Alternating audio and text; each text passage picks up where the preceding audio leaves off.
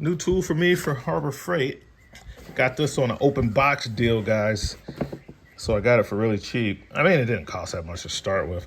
So I got like half off. Somebody stole the little coupler out of there. So that's missing so that you can't use this little doohickey, which is basically kind of makes it kind of like a punch.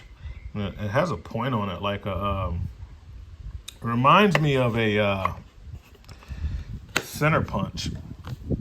But I would have to figure out what these threads are in here and get a coupling nut. So that one piece was missing. I generally open stuff up before I buy it. I'm having to do that more and more these days because people suck. So people open the stuff up they steal, and I start by shaking the box. If I hear anything funny, it's coming open before I buy it. And if the tape if it has a bunch of extra tape on it, and it doesn't look like all the other boxes on the shelf, well, I'm opening it up, or I'm gonna try to get one of the other boxes. And at that point, I feel sketchy, so I'm gonna open it up. So I generally open stuff up in the store. I hadn't had a problem. I mean, I'm intending to buy whatever I'm opening. Sometimes I'll take it to the register before I buy it. Say, hey, I gotta open it up first before I buy it. See if all the parts are in there, because I don't want the hassle coming back. Especially power tools in Lowe's and Home Depot. People do all kinds of weird stuff. You might get home and open it up and it's full of rocks, and they're not going to believe you. So open it at the register. If they don't want you to open it on the floor, I open it right at the register. And if they say anything, I'll just simply buy it first from whoever the checkout person is. And okay, it's mine now. Now I'm going to open it in your presence. And I'm going to see if everything's in there. If it's not, you can have it back. So I opened this, like I open a lot of stuff at Harbor Freight before I buy it. I'm going to open it, and I noticed that it was missing the part. So they gave it to me for like $17. That's what he gave it to me for. So, little 2-pound slide hammer puller set. I like it because it goes in or out, which, can be helpful. Didn't particularly need it. This one was kind of cool. This little guy right here for little small stuff. You see how thin it is, lightweight stuff. But if that's too big, you can use these. And I was thinking about the seal, but I was working on a juke, which is back there. I gotta take that thing back apart too, because I tried to get away with only replacing the inner seal, and it still leaks. And now I gotta replace the outer seal. Building's coming along good. Old work truck right there. My sister's long bed. And yeah, that's looking really good, guys. Almost done with that. My dad put that up. We all helped him. So yeah. Still, this is what I love about the roll cart. I'll never get rid of it. And also why I wouldn't spend a lot of money on a roll cart, especially with other toolboxes. I mean, technically, this also is a roll cart. But this one, I keep clear, and when I'm working on something, I put the tools in it, and then like if I got to stop because of inclement weather or something like that, or I got to put the car back together and do something later, instead of putting all the tools up, I just throw them all in here like you see now, and now it didn't work out.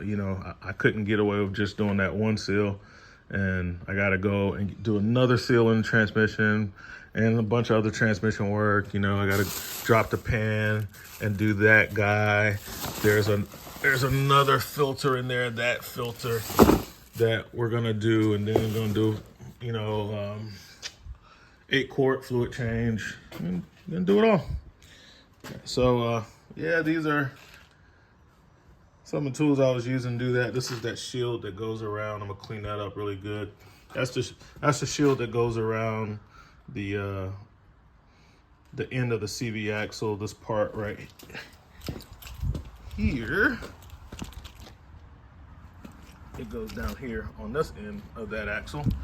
And yeah, so I kind of didn't have a whole lot of faith that it wasn't gonna leak because I didn't put this on. I was like, because you can't get the seal out with this on using the seal puller tool. So like I said, that two jaw puller, like, and I'm probably gonna disassemble it a lot more when I have to do the other seal because it's a hard spot. But this is what I use to get that seal out, just a seal puller. This one happens to be Mac Tools. I got this on a deal with a bearing race kit and some stuff like that. I need to pull that kit out to put the new seal in after I take it out. So this is just another weapon for the arsenal. You know, a little small slide hammer, that's what I got. I need to audit some of this. Looks like one of the sockets is missing on there. I did an oil change on my dad's car, and maybe I use one of those sockets. Been using the Makita, the impact wrench. I've been using this guy, the one that I had got for free. It's been working out pretty good. I hadn't had a problem with it. So it's been doing good. Been using it on the suspension parts. Yeah, and I couldn't use this. I tried to use this thing. This is bench only, bro. That's bench only. Trying to hold that, and you can see it's covered in transmission fluid. Trying to hold that thing in place and turn it in a tight spot. And you're talking about, when I say in a tight spot, I'm reaching into this area right here. Imagine that as a whole box and trying to hold it, get tension on it, and keep the three little tips. It was ridiculous. I was like, this is useless when it comes to anything kind of not on the bench or wide open. You know what I'm saying? It's like, oh, check this out, guys. On Tiger Cat.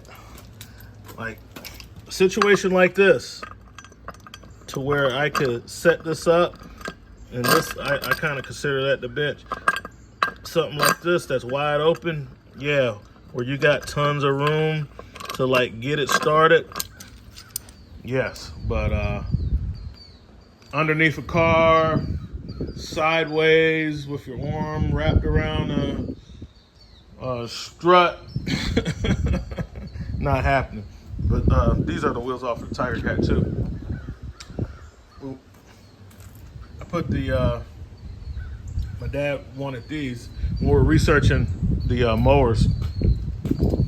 And this is a carbureted engine. There's carburetor.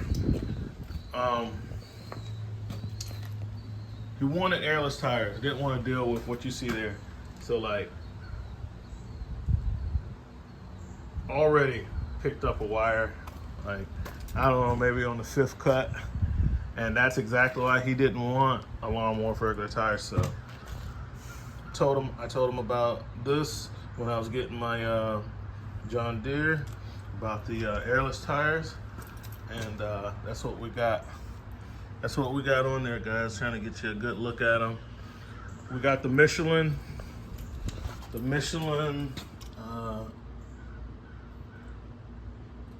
Tweel Turf Tires. And these babies are wide. You see how far they stick out? So look at those tires and look at these tires. Those tires sit inside the fender when they're on. These tires give you way more stability because they're so wide, and they poke way out, man, giving you a lot more. I mean, these things are poking out past the deck, bro. These are nice. So, yeah, that was something. I've been in training, man. I've been at a Lippert training for last week. Didn't get to do a lot of stuff. Hadn't been able to do a lot of videos and stuff. I'll try to catch up with some of this stuff. But yeah, I bought this thing a long time ago. I just seen it on. This was like an impulse buy, Facebook ad. I saw the thing, but I was sketchy about clicking on the link, so I just Googled it. And found it and then ordered it like that. And I thought it'd be cool for doing hub work when you get like pulling races and stuff. Different applications when you got to take steering knuckles and get the bearings out. I was like, oh man, this would be a good little puller for stuff like that. And I was right. It's good for stuff on the bench.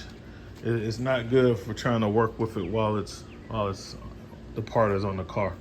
Didn't work out so good, guys. So this would be a little better for that. Go to work soon. But yeah, this is what we got, guys. Got to get back at it. I kind of just took the day off, and I got to get that. I'll probably get the car, the juke pulled back in here and start working on it now. Finish it up tomorrow. But yeah, that's what I've been working on. That's what I love about the roll cart, man. I just throw everything in it. So when I pull that juke back over here, all I got to do is pull my roll cart out. All the tools I was using to disassemble and reassemble is right here. I know everything I need is right here. I don't have to get any other tools. It's all right here. And any nuts and bolts and stuff that I like, because I left that shield off, they're right there. Love that snap-on. These magnetic things that I got everywhere. I keep magnetic trays and stuff all over the place. Those things come in handy. But this is the little new tool for the little tool haul. It's the little 2-pound slide hammer set. Somebody stole a coupler out, got it for half price, and it's fine with me. I won't be using it for a punch. I can kind of see where maybe I don't know why I would need that anyway, so whatever. All right.